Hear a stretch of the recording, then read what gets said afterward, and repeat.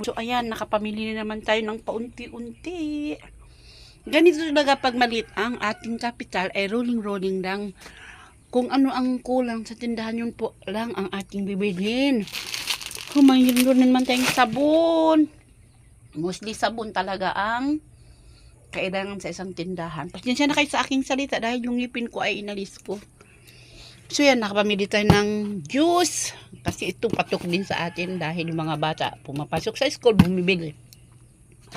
Tapos nakabili tayo ng Maggi. Ayan. Importante rin ito sa umaga. Ayan.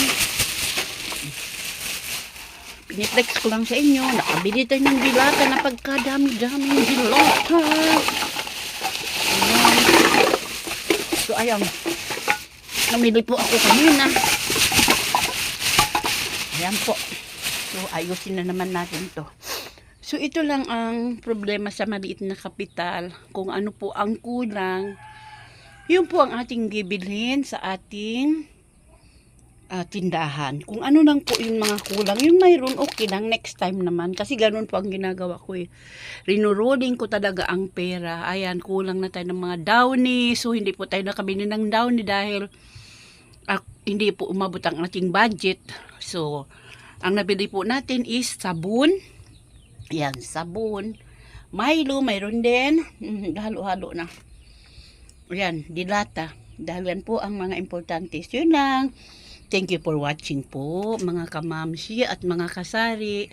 So, sa pagninegosyo po, dapat marunong tayo magpaikot sa kunting kapital. Ako po ilan buwan na mag-aapat na yata ako nagtinda. Sa totoo lang, wala pa po akong naiipon dahil hindi pa po ako nag-iipon kasi nilalagay ko pa po dito sa aking tindahan, sa ating munting tindahan.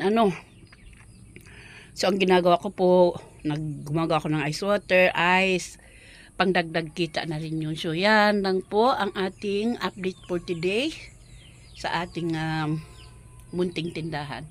So, thank you for watching po. Sana po i-like at i-share, i-follow nyo po ang aking page, Kaasul. Thank you po for watching.